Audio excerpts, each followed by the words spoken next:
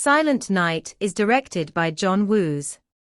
This is the gritty revenge tale of a tormented father played by Joel Kinnaman, who witnesses his young son die when caught in a gang's crossfire on Christmas Eve.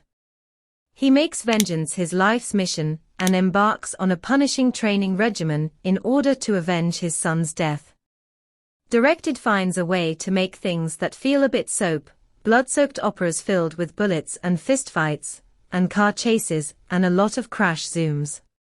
I have to give Joel Kinnaman a lot of credit here, because he has a completely silent role.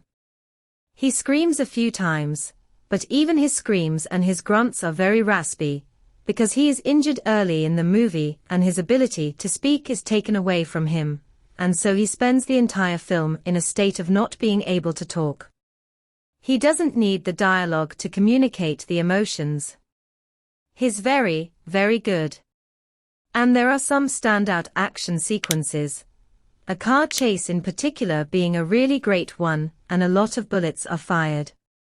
There's a stairwell sequence that's pretty impressive.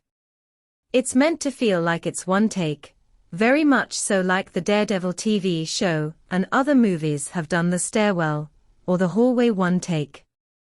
We've seen this before.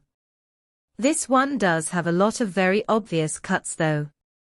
I can always see what a cut usually occurs, but this one did feel pretty obvious, and it felt like they could have done more in less cuts. And we've seen movies like Silent Night many times before. I think of Kevin Bacon's movie Death Sentence that James Wan made that's really good. And I thought about that movie a lot while watching that.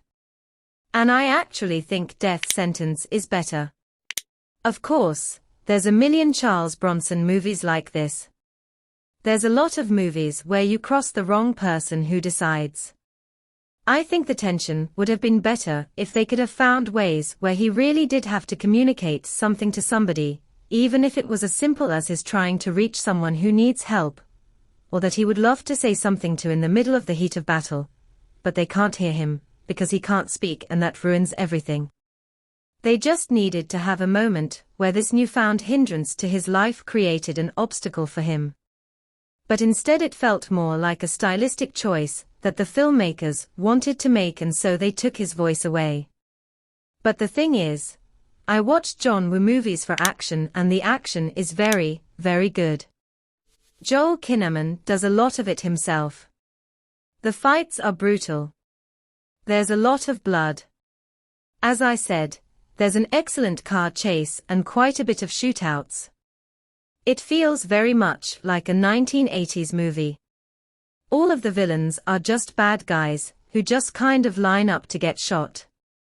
The only spoken dialogue in the entire film comes from radio transmissions, from lyrics in songs that play, and then there's one part where his wife, I think, says, "It's okay. You'll be okay." A variation of that. And that's about it. I think Silent Night mostly does its job. It's a very fun and violent action movie. John Woo is clearly still very skilled at kinetic action sequences, but I do think that the idea of our hero not talking at all has taken away some of the impact that could have happened. But still, I celebrate the fact that I got to see a new John Woo movie in theaters tonight, and I hope that he continues to make more films here. I'll watch anything he makes anywhere, but still, it felt very special. So if you guys do end up seeing Silent Night, let me know what you thought of it down below. And as always, if you like this, you can click right here and get Stubmanized.